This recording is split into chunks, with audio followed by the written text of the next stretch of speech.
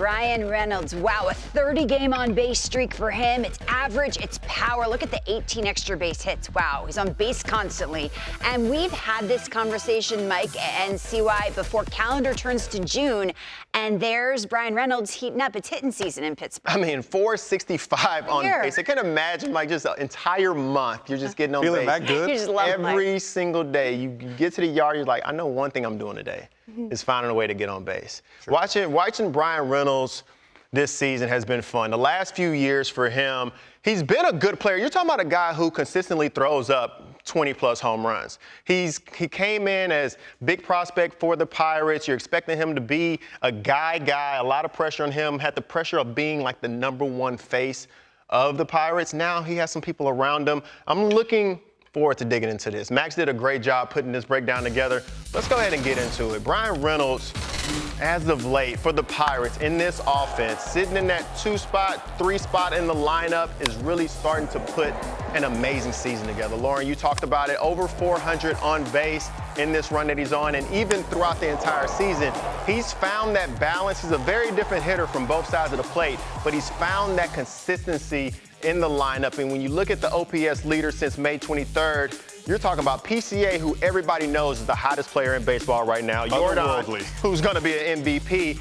And then right there, it's Bryan Reynolds. He's doing everything. And when I think about OPS, everybody normally focuses on the slug. So you're assuming, oh, he must have 20 homers, 30 homers. No, he's hitting a lot of extra base hits, and he's finding a way to get on base. And sometimes that's learning how to take your walk. And Bryan Reynolds has been amazing with taking his walks. A lot of close pitches, especially in the ABS era. You always wonder, Mike, which players are going to be the ones to benefit the most. It's the guys who have the best eye at the plate. And you look at the close pitches he's taking, he is locked in at the plate. He's seeing everything. Yeah, and I think if you look at this, he's the third best, highest increase from last year in walk rate.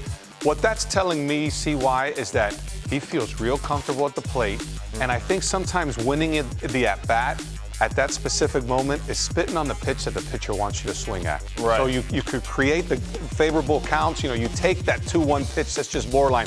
Now you got the 3-1 count. So this has been a nice increase for him. And I think when you mentioned the surrounding pieces, when he's got other guys around him, it creates matchup problems. So it seems like the walk rate's going up, the chase rate's going down. He's swinging at what he wants to do damage with. And when I look at all of his hits, I sat back in the edit room, and you're sitting there and watching the swings and watching the at-bats. It's a noticeable difference at the pitches that he's firing at, Mike. It's consistently, he's in the box, and you're literally looking to find pitches that you can drive. You're not up there thinking only about the base hit. You're being extremely selective, saying, if I cannot drive this pitch, I'm not going to fire at it. So you're taking a lot of pitches on the corner, and you find yourself firing at pitches that for you feel like they're right down the middle. And you see the numbers really replicate that. His chase rate is down. His swing rate is down. He's not swinging at as many pitches in the zone, which really stands out to me. His walk rate is up. His hard hit rate is up. So when I see the swing rate down and hard hit rate up, I think of the mentality of a hitter. There's a lot of ways to go about it. The normal mentality that people think of is every single guy is in the box. Hit, hit, hit, hit, hit, take. And in my opinion, you have other guys who are seeing the ball so well that they're being as selective as possible to make sure they're not firing at everything, but when they fire, you can't handle fouling pitches off. You have to lock in, and when you're firing at such a low rate, you have to be able to square it up. Yeah, you make a great point, CY, because I think today when we get that box, with the ABS, and you see those pitches that are upper third quadrant where the outer part of the ball touches that strike zone and it's a strike, that's not a good pitch to swing at. Those are pitches that are tough to do damage with. So when I look at these numbers, for me, what it's telling me is Bryan Reynolds is swinging less, doing it better on pitches that are in that fat part of the zone. If we saw you saw the highlights, when they accentuate where that ball is being hit, it's in that middle part of the box. It's not in the corners, because if you look for that tough slider on the outer third, no one hits that ball well.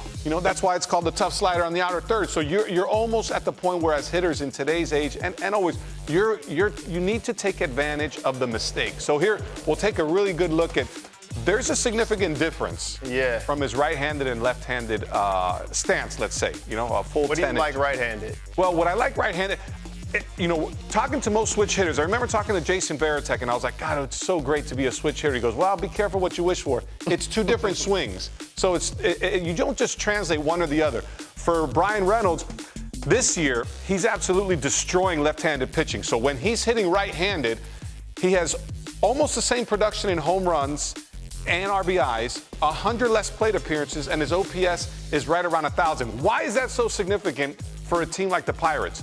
When he's hitting in the 3-hole, you got Spencer Horwitz, a lefty that leads off. Brandon Lau's a lefty hitting second. Nick Gonzalez will hit behind him. And then you got Ryan O'Hearn, who's a lefty. So later in the game, when you bring in those lefties and you know they got to have 3 at-bats, his ability to absolutely hammer left-handed pitching kind of puts serious matchup problems for other teams. So I just like, there's a simple approach to him. Yeah. You know, there's not a lot of head move. I'm big on the head and the hips. If we can go back and maybe slow-mo on that split screen, for me, I look at the head from the right side. If we go, he has a pretty high leg kick, which I'm okay with. But look at the head, stays on plane.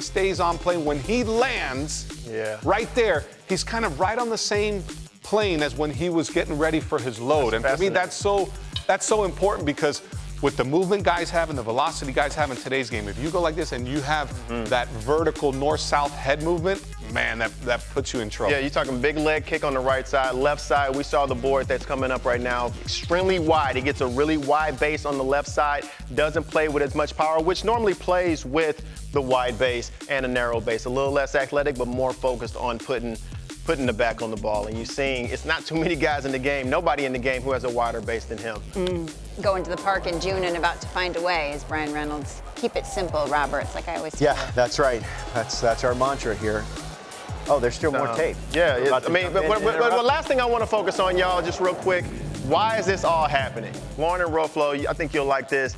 It's all a result of the support that you put around him. You take Bryan Reynolds, and he's the only star on the team where he has to be the guy. He's going to chase more. He's going to go out there and try to force things to happen. Now you bring in Jake Mangum to get on base. Now you bring in Brandon Lau. Now you bring in O'Hearn. I know you brought in Osuna as well. You bring in weapons around him that's changed the entire ecosystem of what this offense is. So you're going from an offense who was last in runs scored, worst in power, not hitting the ball out the yard, and now they're middle of the pack in power, and it's a big yard to play in. But runs per game has taken a huge jump for this Pirates, so I think Bryan Reynolds is really reaping the benefits of now being in this whole new ecosystem that they've built together in Pittsburgh. Now you put that with a good pitching staff. I understand they've been scuffling as of late, but I think this team is going to turn things around and put themselves in the wild card race. We got to give a lot of credit to the Pirates front office because they knew the need was to improve the offense. Definitely. You just can't sign 3 guys that you think. It's got to be guys that fit your system.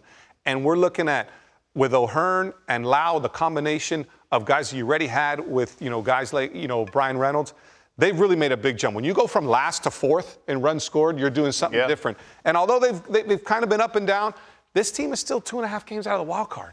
We're halfway through the season. They're right in the Lauren, will they make the playoffs? In the National League. National League's so tough.